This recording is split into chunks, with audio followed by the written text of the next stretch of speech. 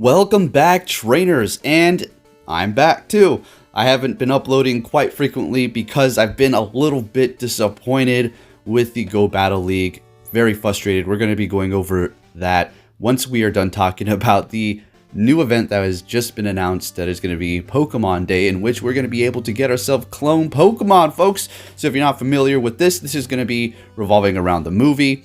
Mewtwo Strikes Back, and well, if you remember back in the day in which I actually went to the movies to go see this, the Mewtwo movie in which he is, breaks out of the lab and then makes clone Pokemon, and then it's all like lovey-dovey after that, right?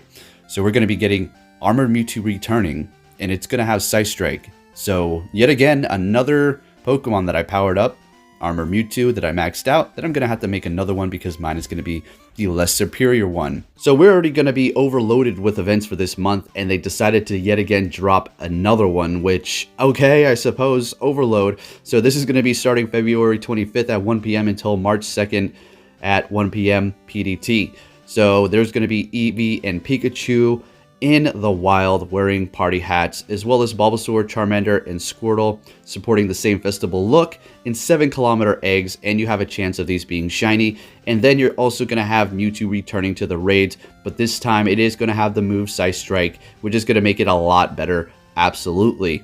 And then moving on, remember clone Pokemon? Well, some are coming to Pokemon Go, and that is the image of Charizard that you see there with those kind of designs, as well as the ones that we did see in the beginning. So you are going to be able to see Charizard, Blastoise, and Venusaur in 4-star raids with their clone look. Now, I don't know if their stats are going to be different, as well as shiny possibility. That would be extremely amazing, but I don't think they're going to be dropping the shinies. And they do go on to say, make sure you go ahead and take a Go snapshot of Pokemon. I don't think it has to be the clones in particular, but you will have a chance of the clone Pikachu appearing, and then you'll be able to catch it. I'm assuming that is going to be the only way you're going to be able to get clone Pikachu, so it's not exactly going to be super rare, but if they do release that shiny as well, it seems like that's the new thing. Just release a shiny, and there you go. That will be definitely a prize to hold on to. But they made no mention of Pikachu clone being shiny, as well as Charizard, Venusaur, and Blastoise clone, so don't get too excited about that. Trainers will be able to do up to 2 special trades a day, so that's going to be nice. Raid Day featuring Nidorino and Gengar wearing party hats. This is going to be going down March 1st at 2 p.m. until 5 p.m. your local time, in which you're going to be able to get 5 free raid passes. This is going to be one of those raid days. So yet again, another one, as well as the Lickitung for that month. Actually, this is going to actually be pushing into next month, so March 1st. So it's not going to be too much of an overload, but nonetheless, still pretty neat, I suppose. Nidorino wearing party hat will appear in 2-star raids. So you're going to be able to do these by yourself. The Gengar, not so much. Actually, I'm not too sure if you're going to be able to do those now. If you had weather boost, like, I don't know, foggy weather, maybe. But I think they make it like a 4-star raid and extremely difficult. Gengar, that knows Lick and Psychic, will be appearing in the raids, and if you're lucky, you may even encounter a shiny one. Alright, sounds interesting, I suppose. And then you can receive up to 5 free raid passes at no cost during this event by spinning the photo disc at gyms. Now, like we've been over previously for these raid days, ever since they've updated it, I feel like you don't really need to spin it, possibly. But personally, for myself, I just have to look at the gym. But nonetheless, you're going to be able to get those. You can't stack them. You're going to have to use them. And then once you've used it, you'll get another one up to 5 times, which is pretty nice. Alrighty, now let's go ahead and take a look at some more rank 10 battles here. Unfortunately, for the first 2, I think I run into rank 9s. I'm not too sure if that's because there was no rank 10s online, or my personal rank is just so horrible and destroyed at this point because of all the lag and me just actually testing out Pokemon. Because let me tell you this, folks, right now, I don't care anymore. I don't care anymore about my rank. There's been too many issues online for me to actually worry about it. And that's one of the reasons why I didn't upload. So basically, we're going to test out this Dugong here. It's a double legacy, and I'm going to tell you it's fantastic. It's not going to be the ideal Pokemon for every situation, obviously. No Pokemon is, but it's putting in work here, and we're going to be looking at some of the battles that weren't necessarily extremely laggy, or people trying to specifically exploit things, and because I'm not trying to put them on my channel here. And what am I talking about? Well, let's go ahead and go over this. Apparently, it's also been addressed by Niantic as well. on Reddit.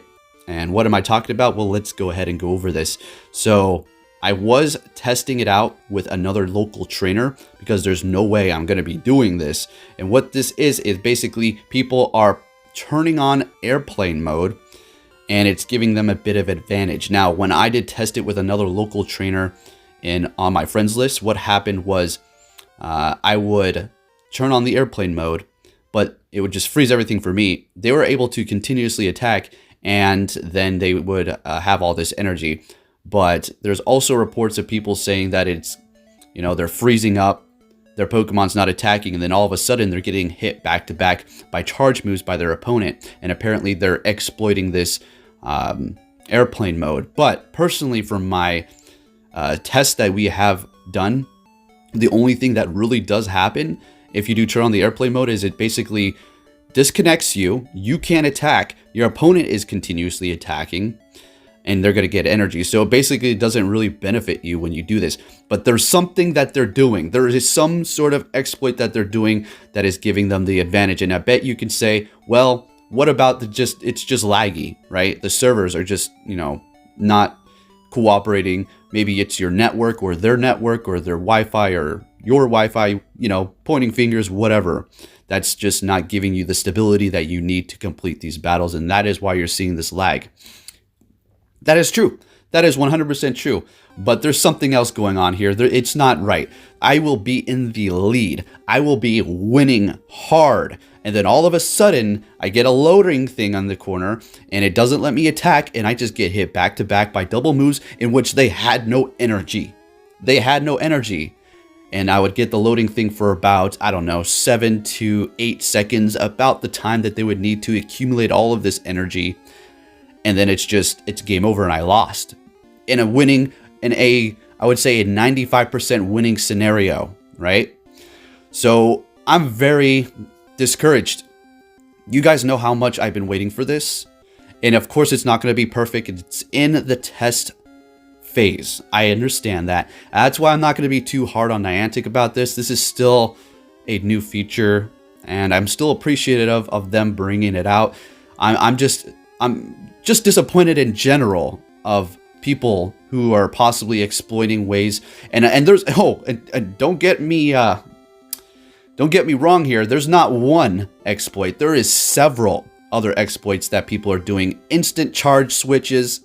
We're not going to talk about how this is actually taking place because then you're going to have more people doing it. I just want to bring it to your attention to some degree because it's not clean like you think it is. All right. Now, just because you get a little bit of lag doesn't mean somebody's cheating, right? It could be networks. But in my experience, it was bad this morning, folks. We're looking at some of the clean battles, right? Win, lose, lose, lose. Sure, it happens, right? But it was to the point where it was just so bad that I really couldn't do anything. And I wanted to throw my phone.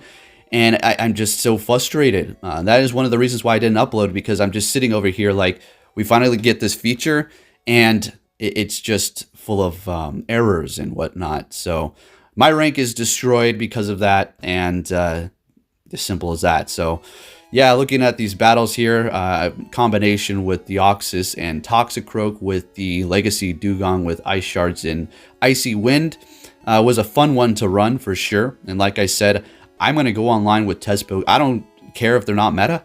I don't care anymore. Might as well just go and test it out. If you battle me and you win, record it, put it on YouTube, share it on Twitter, do what you got to do. It doesn't matter. I'm not trying hard 100% anymore. I'm not going to go 100% meta. All right, so taking a look at this battle with the Dugong, that was a good matchup. And now we had the switch. And it's great when they do that switch, when I have the Dugong on the lead. Gain enough energy, lower their attack, because now they're locked in here with the lowered attack. So now I can go in here comfortably with Toxicroak, take this hit, and almost farm it down. Unfortunately, I was not able to 100%, so we're going to have to use a shield here. And probably would have been with my best interest to continuously farm it down with counter, but I've already was queued in for that charge move there, so we're not looking too great. We were able to actually hit this Sludge Bomb here, in which the opponent did not shield it up. That's looking fantastic. So it does have Shadow Claw. Deoxys cannot handle that. So I'm thinking, all right, we're going to go in here with Deoxys, though. and just pray that he does not have a super effective charge move. Looks like Grass Knot probably has Psyshock for the other move, so he's not going for that, just the neutral one. Because, you know, Psyshock's not going to be doing much at all. I had so much energy, he came in there and hit me up with the Meganium's Vine Whip, and it took me out, wasting all that energy. Unfortunately, 2 shields on his end, not looking good right here. But the Dugong is a fun pick, definitely fun pick for the Alterias in the front. For the Azumarill, as you're going to see here, it can win that matchup for sure. Against a Venusaur, it is going to be losing pretty bad. I wouldn't say pretty bad, but it's going to be a close one. You're going to have to use 2 shields if you actually want to survive. But taking a look at the Azumarill matchup here, let's see what we have going on. Now, if they have Ice Beam and Hydro Pump, you're going to be looking golden if you're using a double Legacy Dugong, of course. And judging by that Ice Beam, they were either trying to bait a shield and then they're going to go for a Play Rough afterwards, or they figured they might as well just go Ice Beams instead of Hydro Pump. So with the second Ice Beam, it came to my thoughts that I was going up against an Ice Beam and a Hydro Pump, so I really didn't have to shield anything up. Now, if I was going up against a Play Rough Azumarill in this position anyways, I would probably just continue on without shielding. So they do make the switch into Haunter. We're going to lower that attack, and that's not a good matchup for the Pokemon I have. And there we go with a bit of lag. Unfortunately there, we're not able to get the energy that we needed, but we're able to get to another Icy Wind and lower that attack yet again. They use both the shields. Now we have 2 on our end, so that Haunter's not going to be doing much damage, but still, you know, you got to look out for Shadow Ball. I think I do decide to shield this up. We let it go through, and Shadow Ball basically one-shots us anyways, so that was horrible. Haunter is a very strong Pokemon when it comes down to attack, very glassy otherwise. They make a switch back into their Azumarill, and we do go into the Defense Deoxys here. Not looking great. We do have a shield on our end. Let's go ahead and see if we can just finish off that Azumarill there. Great. We know the Pokemon in the back are fairly weak. This is not a good matchup, but there's no more shields, so as long as we can survive this and get off that Rock Slide and finish off that Haunter, we should be looking okay, but maybe not, because we have a Registeel in the back, and we're not looking great here. Because our Toxicroak did take that massive damage. If we would have shielded that up, we would have been in a better position, but we were expecting a Shadow Punch, and, well, it is what it is. You can't predict everything, and they take us out with a Flash Cannon. Good games. All of these are good games. Moving on to our next opponent here, starting it off with Dugong yet again. Met with an Altaria, that's an immediate switch, and then they go into Lantern, in which this time around we bring Meganium, which is perfect for us. You know what I should have done here? Farmed it down a little bit more.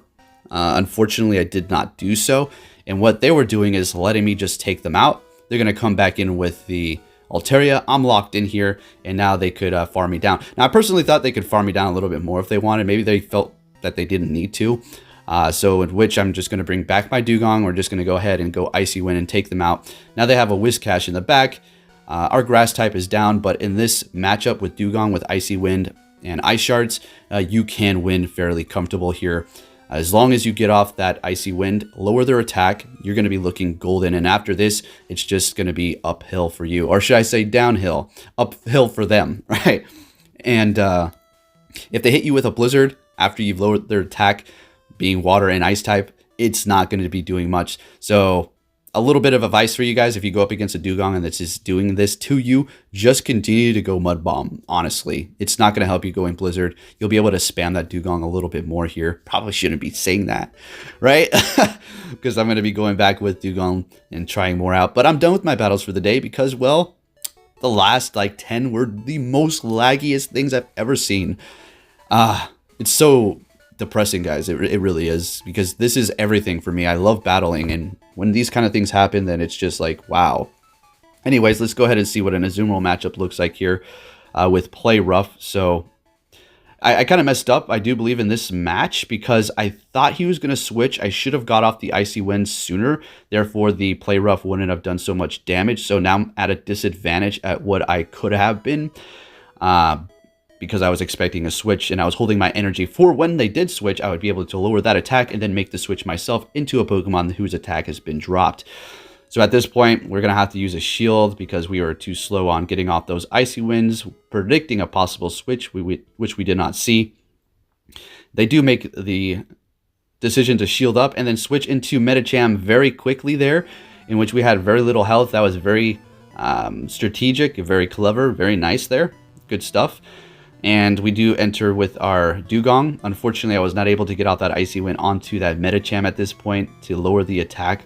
But we're going to be looking okay in this situation here. It's not the best. Really depends on what they do have in the back. So we're both resisting fighting type moves. So it's just the race to the charge moves at this point. For the Medicham, Ice Punch for me. Since it's so low, I want to go for that Rock Slide now because that will take it out. And they do let it go through. And they do make a switch though immediately. We have enough energy to get off another one onto that Haunter. It's not really looking too great though because we have a Meganium. Although Meganium can almost one-shot that Haunter with Frenzy Plant, but they go for the Shadow Ball. And we're not able to get off that Frenzy Plant. They take us out with 3 Pokemon left. Nice. Moving into our next opponent here. Yet again, we're just going to start with Dugong. Like I said, I don't care anymore. I don't care about my record. I just want to test things out to see how it works in Ring 10.